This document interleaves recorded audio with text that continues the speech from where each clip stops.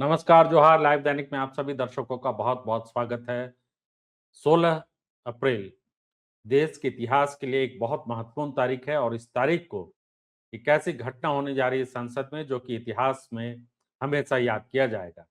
महिला आरक्षण को लेकर और डिलिमिटेशन को लेकर संसद में 3 दिनों की विशेष कार्यवाही होगी और इस कार्यवाही में महिला आरक्षण को अगले चुनाव यानी 2029 के लोकसभा चुनाव के दौरान ही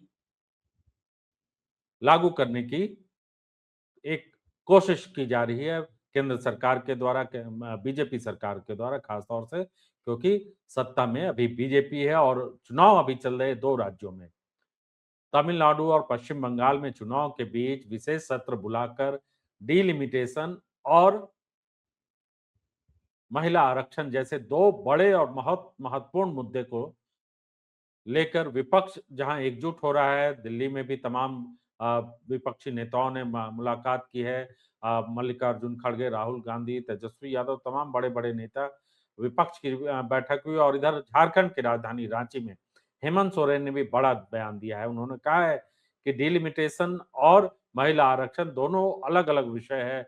अभी डिलिमिटेशन एक नीतिगत फैसला है जो कि सरकार ले चुकी है और वो जब नया संसद भवन बना था उसी दौरान जो विशेष सत्र आहूत किया गया था उसमें महिला आरक्षण बिल को पास करके लागू करने की प्रक्रिया में आगे बढ़ा दिया गया था और ये जो 2029 के बाद जो चुनाव होगा उसमें लागू होना था, क्योंकि जो सेंसस है वो सेंसस के आधार पर महिला आरक्षण को लागू करना था। लेकिन दूसरी ओर डिलिमिटेशन जो सबसे बड़ा मुद्दा है जिसको लेकर दक्षिण भारत के राज्य बहुत नाराज चल रहे हैं और खास तौर से एम के स्टालिन ने मोर्चा खोल दिया है केंद्र सरकार के खिलाफ और स्टालिन ने कहा है कि अगर डिलिमिटेशन होता है आनन फानन में तो और दक्षिण के राज्यों और खास तौर से तमिलनाडु को नुकसान होगा, क्योंकि जनसंख्या के आधार पर लोकसभा की सीटें 850 करने का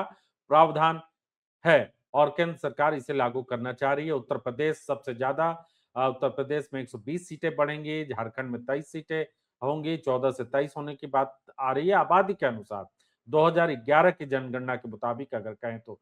दूसरी ओर तमिलनाडु को नुकसान हो रहा है जबकि उत्तर प्रदेश को और हिंदी बेल्ट यानी बिहार, मध्य प्रदेश और उत्तर प्रदेश, राजस्थान, ये 4 राज्य मिलकर देश की सरकार यहाँ पर जिसकी सत्ता रहेगी वो देश में शासन करेंगे, ये फैसले लेंगे। ये तमाम चीजें सामने आ रही है और इसको लेकर एक बड़ा छोटे राज्यों और झारखंड जैसे छोटे राज्य और दूसरे कई राज्यों, नॉर्थ ईस्ट के राज्य हुए, दक्षिण भारत के जो राज्य है तमिलनाडु, केरल, कर्नाटक, ये सभी राज्य इसको लेकर चिंतित है, क्योंकि इनका कहना है कि यहाँ पर जो जनसंख्या नियंत्रण जो नीति सरकार की रही उस पर अच्छा काम हुआ, जिसकी वजह से इनकी जनसंख्या उत्तर प्रदेश, बिहार, मध्य प्रदेश जैसे पिछड़े राज्यों के मुताबिक नहीं बढ़ा। तो हेमंत सोरेन ने क्या कहा है वो हम आपको सुनाते हैं और संसद की जो कार्यवाही होगी वो आपको लाइव दैनिक पर लाइव दिखेगी। आप जरूर देखिए, अपनी राय रखिए, क्योंकि बहुत ऐतिहासिक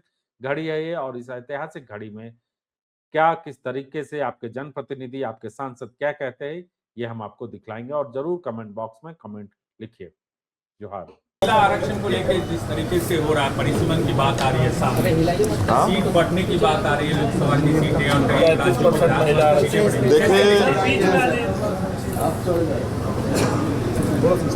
जो चीजें अभी सुनने को मिल रहा है आज बहुत कि एक बहुत ही महत्वपूर्ण बिल केंद्र सरकार के द्वारा लाने का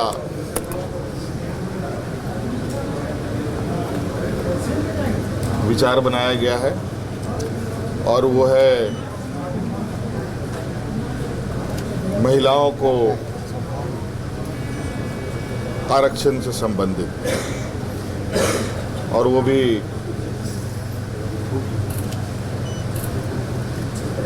जनप्रतिनिधि के बनने के लिए जो आरक्षण है वो।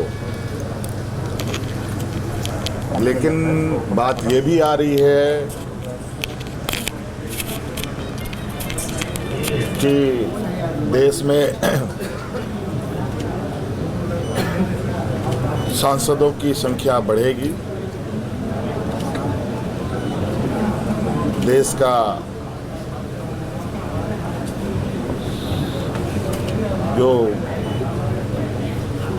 लोकसभा है उसमें सीटें 850 होगी। पहले तो मैं ये कहूँगा कि महिला आरक्षण बिल या महिला आरक्षण से संबंधित विषय और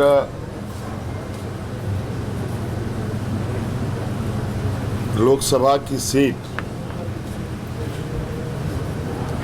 में बढ़ोतरी का जो विषय है, ये दोनों ही अलग अलग है। महिलाओं को आरक्षण देने की बात एक नीतिगत निर्णय है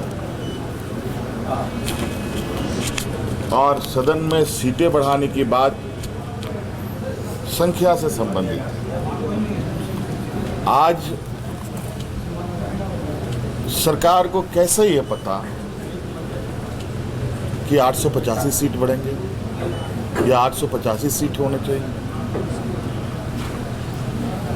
हो सकता है कि 840 हो सकता है कि 860 हो। ये तो बिल्कुल अलग अलग चीजें हैं। तो ये दोनों चीजों को बिल्कुल अलग मसौदा के साथ पेश होना चाहिए, आना चाहिए। सर, ये ट्रेजरी से जो अवैध निकासी हो रही है, अभी जिला से ये मामला आ रहा है, आपने शायद CID को भी जानकारी दी? हाँ, ये एक जांच के दौरान ये पता चला कि कुछ जो ट्रेजरी में निकासी हो रही है, कुछ गलत तरीके से निकासी हो रही है और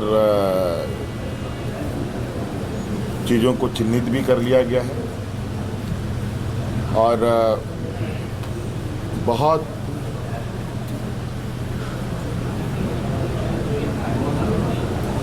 गंभीरता के साथ इस बात को सरकार ने लिया है। सभी विभाग, सभी जिला, जहाँ से पैसे की निकासी होती है, उन सभी चीज़ों पर जांच चल रही है। कई लोग चिन्हित हो चुके हैं और कई लोग चिन्हित होने की भी स्थिति पर हैं।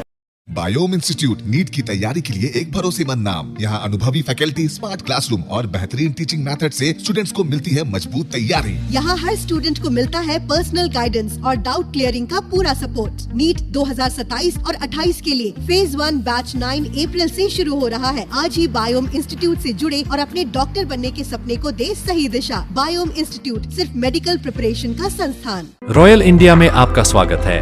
भारत के सबसे विश्वसनीय सोलर मोटर पंप और MPPT कंट्रोलर निर्माता। रॉयल इंडिया का high performance movable trolley solar water pumping system प्रस्तुत है। बेहतर दक्षता के लिए डिजाइन किया गया और आसानी से ले जाने योग्य। सरकारी परियोजनाओं के लिए अनुमोदित देश भर के कॉन्ट्रैक्टर्स और एजेंसियों की पहली पसंद। MNRE द्वारा अनुमोदित, उल प्रमाणित, उद्योग मानकों के अनुरूप स्वदेशी उत्पाद। सार्थक ऊर्जा समाधान के लिए हमारे साथ साझेदारी करें। आज ही संपर्क करें।